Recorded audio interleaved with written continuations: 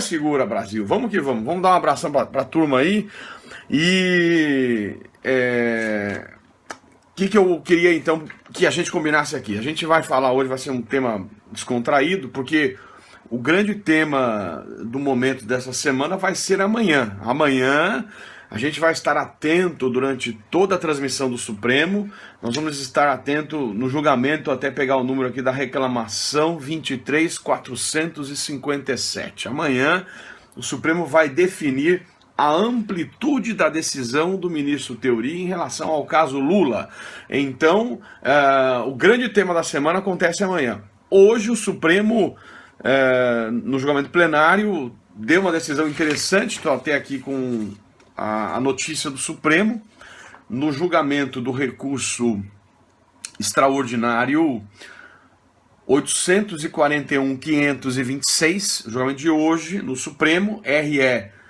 anota para mim, galerinha, 841.526, 841.526, o Supremo decidiu que o Estado tem responsabilidade sobre morte de detento em estabelecimento penitenciário. Essa é uma decisão importante aí para que os governantes acordem e fiquem atentos a essa questão da penitenciária no Brasil.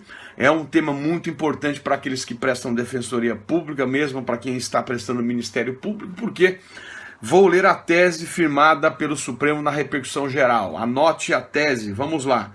Em caso de inobservância de seu dever específico de proteção, previsto no artigo 5º, inciso 49 da Constituição Federal, o Estado é responsável pela morte de detento.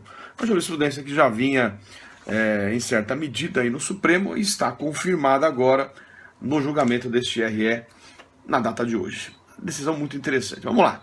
Vou pedir então, para entrar no nosso tema, que os meus amigos, se puderem, convidem aqueles que estão aí, são os seus seguidores. Então, eu vou colocar aqui, né, para acompanhar, deixa eu até tirar, vamos colocar para acompanhar o meu Twitter. Eu já estou vendo que meus amigos já estão convidando, aí a Julie convidando, a Marlândia convidando, o concurseiro Alex convidando os seus seguidores. Então realmente eu só tenho a agradecer. Nós estamos aí ao vivo com quase 1.000 pessoas. Se vocês convidarem os seus seguidores, a gente vai chegar a 1.000 e quem sabe mais, o que é fantástico para uma quinta-feira, 11h23 da noite. E a gente então agradece. Vocês podem share no Twitter, share no Facebook, onde quiserem. E eu então agradeço, meus amigos do Brasil, todo esse carinho. Hoje nós já somos aqui quase 72.000 seguidores, né? Nós já estamos chegando aí em praticamente 72.000 seguidores, o que é algo impressionante. Então vamos para o tema de hoje. Eu amanhã vou querer comentar sobre a questão do impeachment em si, do desdobramento, na verdade a questão envolvendo a discussão sobre a nomeação do Lula, o ato da Dilma, a investigação do Sérgio Moro. Vamos discutir isso amanhã, depois do Supremo apreciar a questão. E claro que isso vai ter uma repercussão muito importante e direta no processo de impeachment. E por que digo isso? Porque nós sabemos que nesta terça-feira o PMDB acaba formalmente de retirar o apoio político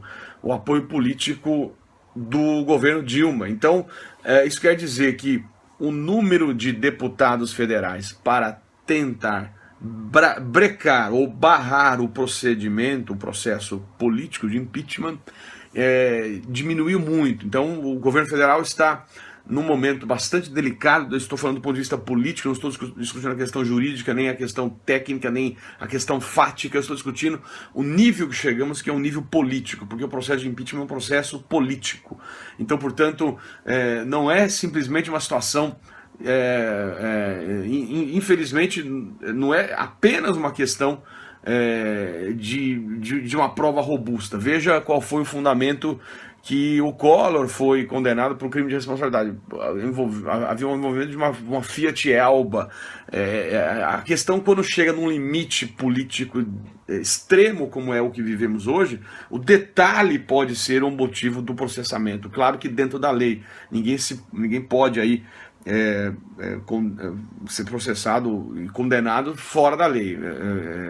E que fique claro, o processo de impeachment não é golpe. O processo de impeachment está previsto na Constituição. Aliás, eu entendo que o processo de impeachment ele fortalece as instituições e fortalece a Constituição. É uma maneira de autodefesa da própria Constituição, assim como os estados de exceção, estado de defesa, estado de sítio. Ele é chocante, mas está previsto na Constituição. Então vamos lá. Primeira questão que a gente colocou é se o presidente da República pode ser preso cautelarmente. Isso quer dizer, cabe prisão preventiva contra o presidente da República? Essa seria uma questão importante. Caberia prisão preventiva? Porque se você for olhar o 312 do Código de Processo Penal, estou com ele aqui na minha tela, ele diz que cabe prisão preventiva para garantia da ordem pública, especialmente, e esse tem sido utilizado muito, para a conveniência da instrução criminal e para assegurar a aplicação da lei penal. Então, se demonstra, isso está ainda em investigação, que o presidente da República está colaborando, está tentando,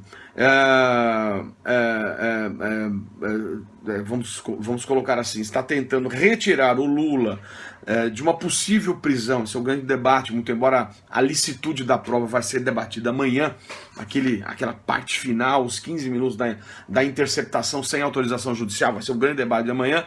Então, será que por conveniência da instrução criminal, seria possível eu prender cautelarmente a dona Dilma? Essa é a questão. A pergunta é, cabe prisão cautelar do presidente da República? E a Constituição não admitiu a prisão cautelar. Nós vamos ler o artigo 86, parágrafo 3º da Constituição, que diz o seguinte claramente: enquanto não sobrevier sentença condenatória, e leia-se transitada em julgado, nas infrações penais comuns, o presidente da República não estará sujeito à prisão. Isso quer dizer, se o texto está dizendo que, enquanto não sobrevier sentença penal condenatória transitada em julgado, o presidente da República não se sujeitará à prisão, o texto está dizendo que não se admite prisão cautelar contra o presidente da República. E o texto está dizendo, portanto, que só admite prisão em razão de sentença condenatória transitada em julgado. Então, respondendo à pergunta, a Dilma não pode ser presa cautelarmente, mesmo que se demonstre que ela estava tentando frustrar a investigação da Lava Jato, ou assegurar uma prerrogativa de foro, ou impedir a prisão do Lula, que a imprensa chegou a dizer que já estava sendo redigida pelo Sérgio Moro, quando então houve aquela correria para entregar o documento que só seria usado em caso de necessidade, de acordo com aquela escuta que se noticiou, e amanhã vai ser o grande debate do Supremo. Então, essa é a questão.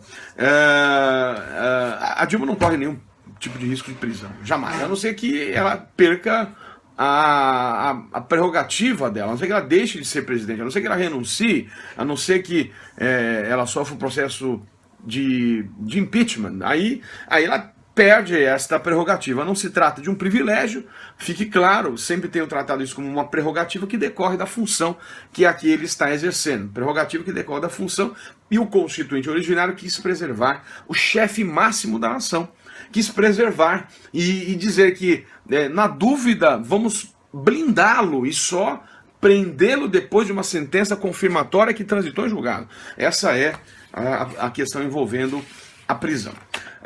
Aí vem o tema ligado a esse, se esta prerrogativa do presidente da República pode ser estendida por simetria para os governadores de estado, se esta prerrogativa pode ser estendida por simetria para prefeitos. Em outras palavras, o chefe do poder executivo dos demais entes federativos também, a eles estão asseguradas esta prerrogativa.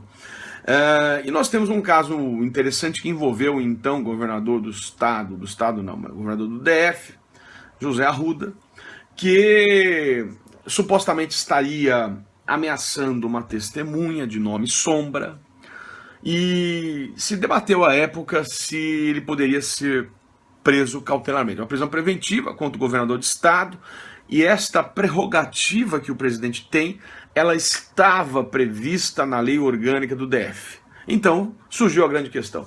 A prerrogativa, a imunidade em relação à prisão do presidente da República pode ser estendida para o governador de estado? E o entendimento é o seguinte: esta derrogação da regra geral, e eu até diria o seguinte, essa derrogação no sentido maior do princípio republicano, que quer dizer, o político, a autoridade tem que responder pelos atos. Isto é república. O princípio republicano é este: a autoridade tem que responder pelos atos que pratica. Então, afastar a regra geral do princípio republicano tem que estar prevista esta disposição na própria Constituição Federal. E aí entendeu o Supremo que todas as regras que estão derrogando a regra geral do princípio republicano e estendendo esta imunidade para os demais chefes do Poder Executivo, não se pode admitir. Isso violaria, acima de tudo, o princípio republicano. E é nesse sentido, portanto, o governador de estado pode ser preso cautelarmente, uma prisão preventiva envolvendo o governador, envolvendo o prefeito. É totalmente aceitável isso pelo Supremo, com base no princípio republicano, que quer dizer aquele que cuida da coisa pública tem que ter responsabilidade. E esta exceção à regra geral tem que estar na própria CF. Não se poderia pensar numa exceção na Constituição de um Estado e na lei orgânica do DF. Se quiser anotar um precedente interessante, leia a ADIM 1020, de relatoria do ministro Celso de Mello. Esse é um interessante precedente, a ADIM 1020. Anotado. Vamos então discutir uma outra questão. Galerinha ligada, vamos lá. A outra questão é o seguinte: será que, vamos imaginar uma loucura em tese, numa loucura de descontrole, vamos imaginar em tese apenas para efeitos didáticos e de uma transmissão acadêmica, sei lá, de estudo. Eu não estou falando mal contra ninguém, mas vamos imaginar que num momento de loucura, a Dilma mate o Lula. Pá! Lula, o crise está demais e vou te matar. A pergunta que surge é: o crime doloso contra a vida praticado pelo presidente da República pode haver responsabilização durante o mandato? Essa é uma outra questão. Eu estou discutindo as imunidades envolvendo o presidente da República, porque esse vai ser um grande tema. Aí surgindo eventuais confirmações, depois de toda uma grande investigação, temas vão surgir como esse. Vamos lá, pegar uma aguinha. Vocês estão servindo da aguinha, galerinha? Bom, vamos lá. É o seguinte, a pergunta que surge é a seguinte: durante o mandato, o presidente da República pode ser responsabilizado? Ou seja, a gente tem falado muito de crime de responsabilidade. Amanhã eu quero voltar para falar sobre isso, porque o Supremo vai julgar essa questão amanhã. Parte dessa questão. Mas, o crime comum, durante o mandato, o presidente responde para o crime comum? Crime comum é todo aquele que não é de responsabilidade. Crime comum, uma definição boa, seria aquele que não é de responsabilidade. O crime que não é de responsabilidade é aquele que está previsto na lei criminal. Tem que ter tipificação penal e normalmente os crimes comuns do presidente estão lá no Código Penal, porque ele é, para efeito criminal, inclusive equiparado a servidor público. Então vamos discutir essa questão. O crime comum, um homicídio é um crime comum, não está previsto como crime de responsabilidade. Então vamos lá. Artigo 86, parágrafo 4º, diz que o presidente da República, na vigência do seu mandato, é isso que a gente está discutindo, não pode ser responsabilizado por atos estranhos ao exercício de suas funções. Eu vou repetir. O presidente da República, no exercício do seu mandato, não pode ser responsabilizado por atos estranhos ao exercício de suas funções. Se o presidente da República, durante o mandato, não pode ser responsabilizado por atos estranhos ao exercício de suas funções, isso quer dizer que durante o mandato, o presidente da República só pode ser responsabilizado por atos que tenham sido praticados em razão da sua função. Isso quer dizer, ele só responde por atos praticados in officio ou propter officium, só durante o mandato. Ah, professor, e os outros crimes, como este homicídio supostamente imaginado, ele não responde? Durante o mandato, não. Claro que a prescrição fica suspensa, não teria lógica, porque se não ficasse suspensa, a imunidade seria um sinônimo de impunidade, e não quer isso o Constituinte. Então, a prescrição fica suspensa, há uma irresponsabilidade penal relativa a uma, a gente poderia dizer, uma interrupção da persecutio criminis nessa hipótese que fica provisoriamente inibida para que se termine o mandato.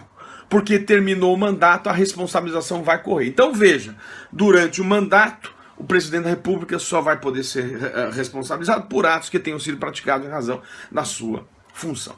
A questão ela é importante porque eu tenho que pensar agora nos demais chefes do Poder Executivo. E essa imunidade estava sendo colocada em várias constituições estaduais, em várias leis orgânicas. Então veja, meus amigos, a minha grande questão é saber se esta imunidade eu posso estender para o governador de estado na Constituição estadual. Várias questões foram parar no Supremo. E em todas elas o Supremo disse o seguinte: olha, esta disposição que está prevista expressamente na Constituição Federal para o presidente da República, não está prevista para os demais chefes do Poder Executivo. Portanto, quando se introduz isso na Constituição do Estado, o Estado está invadindo a atribuição da União para legislar sobre direito penal. Então o Estado não pode, por ato próprio, estender esta imunidade, essa irresponsabilidade penal provisória, relativa, para o governador ou para o prefeito. Isso seria violar a atribuição de legislar sobre direito penal da União. Então tem vários precedentes do Supremo não admitindo, no caso, não, como bem colocou meus amigos, não se permitir uma simetria automática por mera extensão da lei estadual. Então, vamos pegar aqui um julgado interessante. A própria ADI 1020 que eu comentei com você, diz assim, ó, o ministro Celso de Mello está dizendo que o governador do DF, ele responde a processo penal condenatório ainda que as infrações penais a ele imputadas sejam estranhas ao exercício de funções ou das funções governamentais. Então, ainda que estranhas a função governamental, ele responde durante o mandato. E aí vem uma confirmação que a gente já fez aí em outros momentos, né? Que é a seguinte, vamos pensar se seria possível, eu coloquei um roteirinho para a gente aqui, os demais entes federativos podem dispor sobre crime de responsabilidade, definindo o órgão julgador dos demais chefes do Poder Executivo. Isso é um outro problema que começou a surgir. Alguns estados começaram a definir quem é que julgaria crime de responsabilidade dos demais chefes do Poder Executivo. E definiu, por exemplo, o estado de São Paulo que seria um tribunal especial e criou um modelo de tribunal especial para julgamento do crime de responsabilidade. Então, que fique claro, gente, nós temos uma definição muito firme do Supremo, no sentido de que legislar sobre crime de responsabilidade é competência da União. Legislar sobre crime de responsabilidade é competência da União. Portanto, meus amigos, fique claro isso. Toda disposição que venha trazer regra sobre crime de responsabilidade nas constituições estaduais, na lei orgânica de município, nas leis estaduais, nas leis municipais, são flagrantemente inconstitucionais. E o Supremo disse isso há muito tempo na súmula 722. E depois de tanto dizer isso, está esse assunto hoje sumulado na súmula vinculante número 46. A súmula vinculante número 46, vou pegar aqui para vocês, ela é a conversão da súmula 722. Esta súmula vinculante ela foi convertida em 2015. Aliás, há uma tendência do Supremo de converter súmulas de persuasão em súmula vinculante. Veja essa semana aí, passada, 2 súmulas vinculantes novas. E a súmula vinculante 46 diz: a definição dos crimes de responsabilidade e o estabelecimento das respectivas normas de processo e julgamento são da competência legislativa privativa da União. Então fique claro isso. Os demais entes federativos não podem legislar sobre crime de responsabilidade. Vamos lá. Agora, uma outra questão, e essa me parece a mais polêmica do tema da responsabilização política, tratando das outras esferas federativas, a mais importante aqui. Vamos lá. Pergunta é a seguinte: os demais entes federativos podem estabelecer licença prévia pelo legislativo local para julgamento dos seus chefes do Poder Executivo? A pergunta é essa. Vou repetir. Os demais entes federativos podem estabelecer licença prévia pelo legislativo local para julgamento dos demais chefes do Poder Executivo? Ou seja, nós sabemos que para o presidente da República ser processado e julgado, tanto para o crime comum como para o crime de responsabilidade, é necessário a autorização política da Câmara dos Deputados. Isso está no artigo 51, inciso 1. A Câmara está fazendo isso em relação a Dilma, está no processo de análise de uma petição de impeachment, está constituída a comissão, está em fase de 10 sessões para a defesa da Dilma, e esta questão vai ser julgada por 2/3 da Câmara. Se a Câmara não autoriza, o processo morre. Se a Câmara autoriza, segue para o Senado apreciar, e o Senado tem também um juízo de apreciação de recebimento ou não daquela denúncia, vamos chamar assim. Que é uma novidade da decisão do Supremo na DPF do final do ano passado. Tudo bem. O que acontece é que algumas constituições estaduais, para dizer a grande maioria delas, está dizendo que para processar o governador é indispensável a licença prévia da Câmara, dos deputados estaduais. Está estendendo por simetria o 51, inciso 1, para os demais chefes do Poder Executivo. A questão é essa, o Supremo admite isso. Então, em outras palavras, o 51, inciso 1, pode ser estendido por simetria para os demais chefes do Poder Executivo? Resposta, infelizmente, sim, tem sido o entendimento do Supremo. E esse é um grande tema que eu queria conversar com vocês.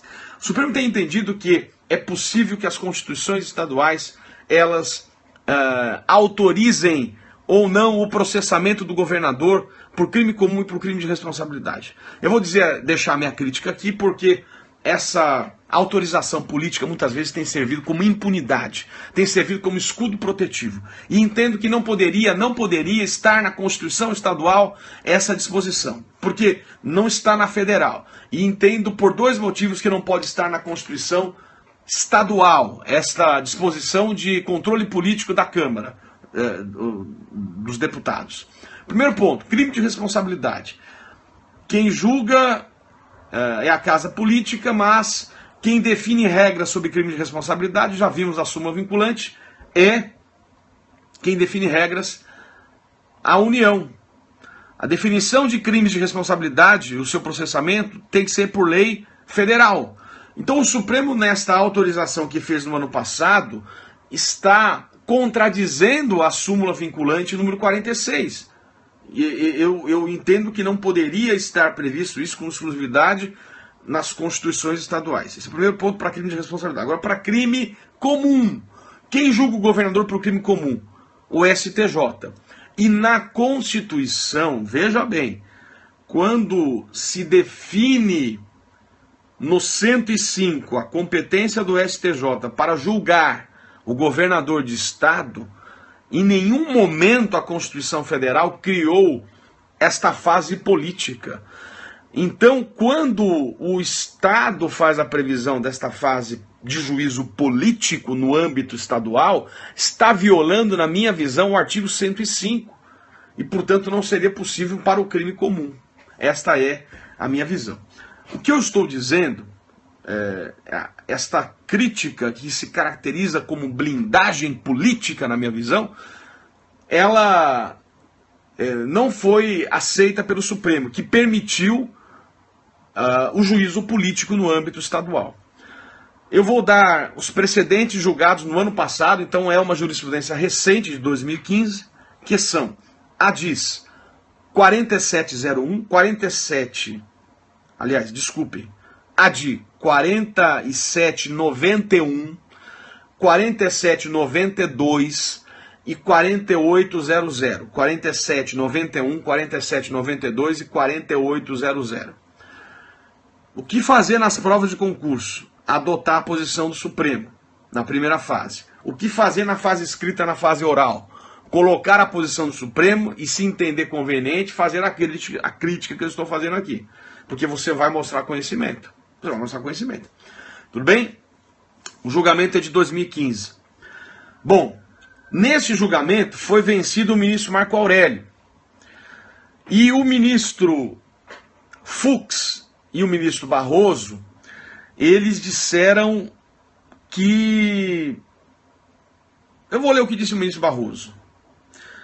Reconheceu a constrangedora inconveniência política e moral da regra na licença prévia, no âmbito estadual, que contudo ainda é uma jurisprudência que não se caracteriza como inconstitucional.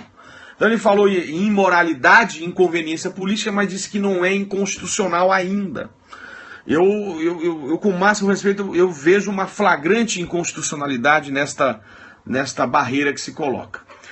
E anote a existência de uma PEC, uma proposta de emenda número 6 de 2010. PEC 6 de 2010. E nesta PEC 6 de 2010 está sendo deixado claro na CF de 88 que processar governador de estado e do DF independe de autorização legislativa. Mas para isso ficar explícito na Constituição depende da aprovação da PEC 6 de 2010. Vamos ver se o Supremo muda o seu entendimento. Resumo da aula de hoje, meus amigos.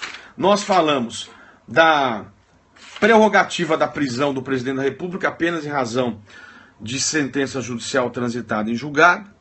Nós discutimos também em relação ao presidente da República a prerrogativa da irresponsabilidade penal relativa que inibe provisoriamente a persecução crimes, só podendo processar o presidente por crimes praticados in officio ou propter officio em razão da função.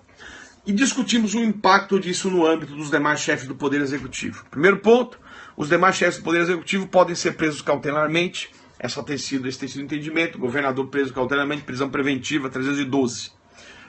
Perfeito. E discutimos a questão da irresponsabilidade penal relativa, no sentido de não se poder estender automaticamente para os demais chefes do Poder Executivo, porque isso dependeria de lei federal. No tocante ao processamento por crime comum e crime de responsabilidade do governador, a autorização política do Poder Legislativo Estadual tem sido permitida e deixamos a nossa crítica porque, no fundo, isso é uma verdadeira blindagem. Amigos, era isso por hoje. Vamos, então, voltar à musiquinha do início. Agradecer os meus amigos que estão aí. Que horas vai ser amanhã? Eu vou definindo com vocês aí o horário. A gente vai definindo o horário amanhã. Vou acompanhar a sessão de julgamento. É melhor à noite pra vocês, gente? Como é que tá aí amanhã? Amanhã é melhor à noite, galerinha? Como é que tá a galera? A galera que não dorme. Cadê? Vamos lá. Recife na área. Vamos lá. Quem tá aí? Mariana. Dorme com Deus, galerinha. Esse horário... Vamos lá. Porto Velho, Tijuca, mesmo horário, melhor noite. Sim, à noite, mesmo horário. Curitiba, noite. Maricá, obrigado, Maceió. Galera, notícia. Semana que vem, onde é que eu tô?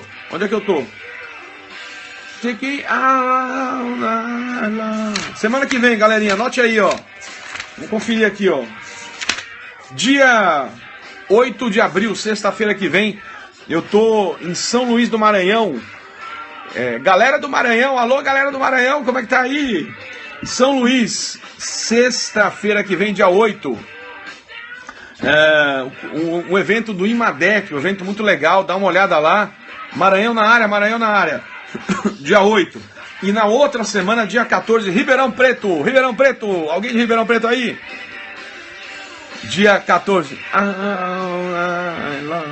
Dia 14, Ribeirão Preto na área.